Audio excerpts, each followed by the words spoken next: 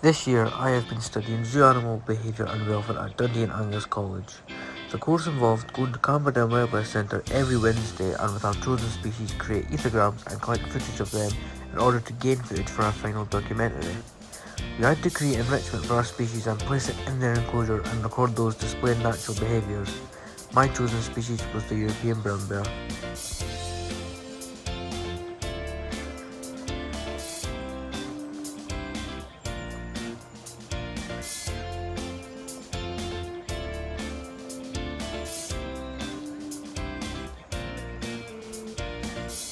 The 5 freedoms are international laws that are accepted and must be met by any wildlife collection or group anywhere in the world. The 5 freedoms were first developed in 1965 by a UK government report on farm animals and were then confirmed and formalised in 1979 by the UK Farm Animal Council. The 5 freedoms include the freedom from hunger and thirst, the freedom from discomfort, the freedom from pain, injury or disease, the freedom to express normal behaviour, the freedom from fear and distress. Currently, the 5 freedoms must be met not just for farm animals, but also for all wildlife organisations and collections all over the world. The Dangerous Wild Animals Act was formed in 1976, and its purpose was to ensure that when private individuals kept dangerous wild animals, they do so in circumstances which do not create a risk to the public or the animals themselves. The animals that were considered dangerous to the public were Bengal cats, wolf dogs, venomous reptiles, dangerous spiders and scorpions. Zoo licensing is when all zoos, safari parks, wildlife centres and aquariums must be inspected and licensed all over Great Britain under the Zoo Licensing Act of 1981, which came into force in 1984. The Act is aimed to making sure all animals are kept in acceptable enclosures, provided with the correct amount of space to provide the option of expressing normal behaviour as they would in the wild. The Act, however, does not apply to other collections such as pet shops and circuses, as they have their own legislation. In 1965, the UK government released the Bramble Report, which stated that all animals in captivity should have sufficient freedom of movement. As a result of the report, the Farm Animal Welfare Advisory Committee was created to monitor the livestock production sector. WAZA, the World Association of Zoos and Aquariums, organisation for the world zoo and aquarium community. Its mission is to provide leadership and support for zoos, aquariums and partner organisations of the world in animal care and welfare.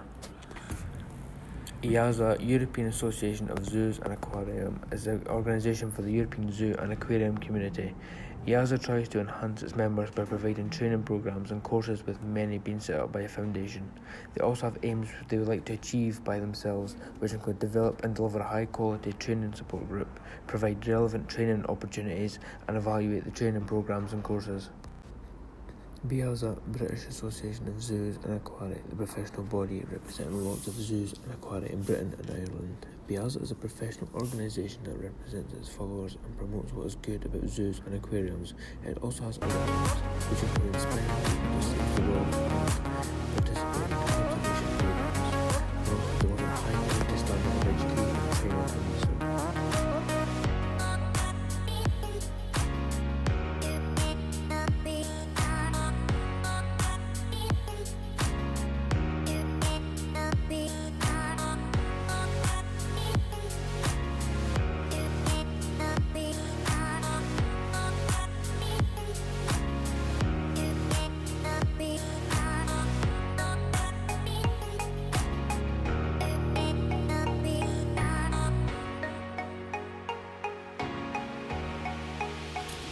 The Zoo Licensing Act of 1981 was put in place to make sure zoos and other wildlife collections except pet shops and circuses were being licensed by the local authorities.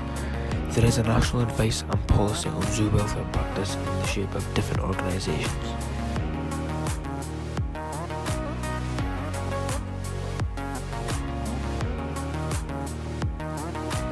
Uncharacteristic behaviours in captive animals may occur for a number of reasons, including the lack of enrichment, not providing the animals with the ability to perform natural behaviours, not enough space can lead to circling and pacing behaviours, and stress, which can lead to self-harm.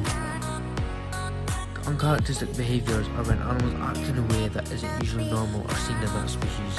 There are several reasons that this may be the cause of this. For For example, horses. They may act aggressively towards humans and other horses. They may have an eating disorder, circling, self-harming, full rejection and sexual problems. Another example is tigers. Tigers may pace back and forth, rocking, head bobbing, walking in circles, compulsive licking and bar biting. One more example is the European brown bear. They may walk in circles, they may not eat, pacing, self-destruction, biting wires and unsociable. There are many reasons why captive wild animals may show uncharacteristic behaviours. One of those reasons is lack of enrichment. Hand-reared animals can lead to uncharacteristic behaviours such as being too attached to the owner, unsociable behaviour with other species, aggressive, instincts not as strong as they should be, and won't behave normally in a natural environment.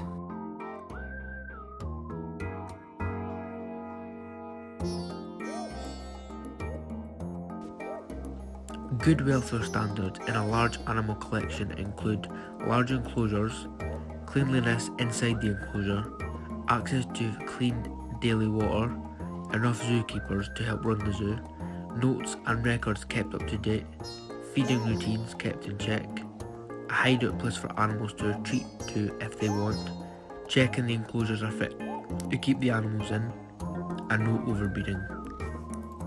The policy of zoo animal welfare practices is that there is a high quality level of attainment to be achieved and followed. The larger the animal collection, the higher the standards are. Bad welfare standards in large animal collections include the lack of space inside the enclosures, the lack of enrichment for animals, not enough food and water being provided, not enough staff, no records being kept, the lack of safety for staff and the animals, staff not being taught up to date with information, no training being taught to newcomers, and overbreeding the animals. At Camperdown Wildlife Centre, they have a great standard of welfare. However, there are things that could be done differently and improved on. The zookeepers, however, do their best to look after the animals and keep the zoo maintained. Zookeepers are responsible for the safety and well-being of the animals in their collection, whether that's a zoo, safari park, wildlife centre or sanctuary.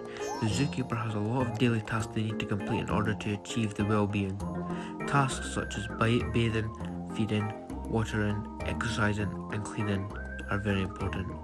It's a very demanding and physical job, therefore zookeepers have to stick to their routine tasks.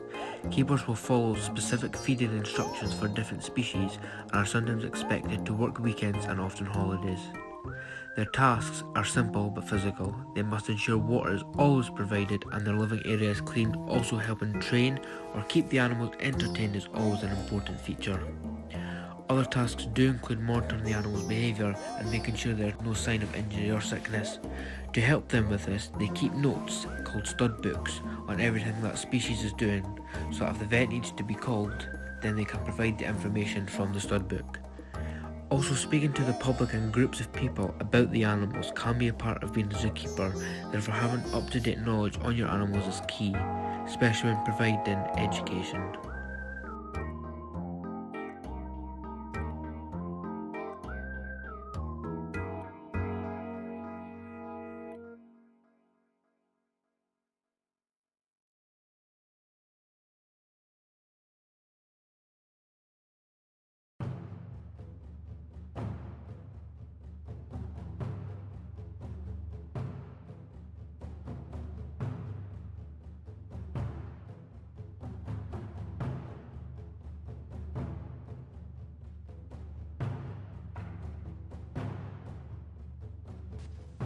When making the enrichment, we went into the zookeeper's feeding area and began preparing.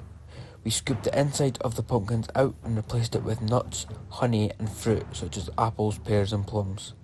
We made 3 pumpkins so each bear would get one. They were very easy to make and we enjoyed doing it.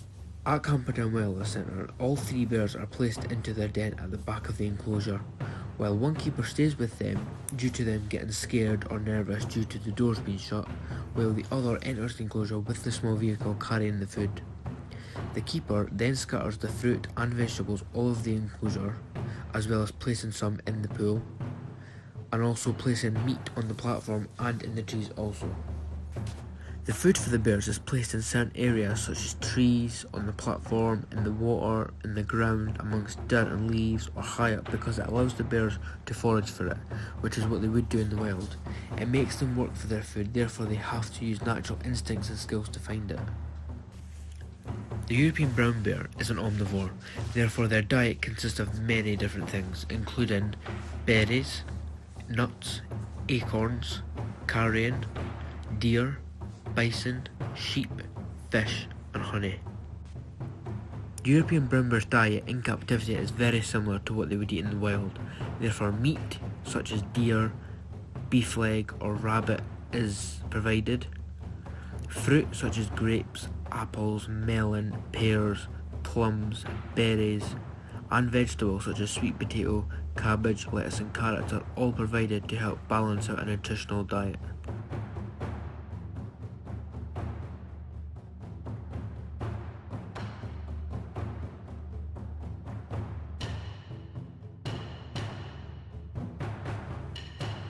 Before the enrichment went in, the bears were very alert and resting a lot.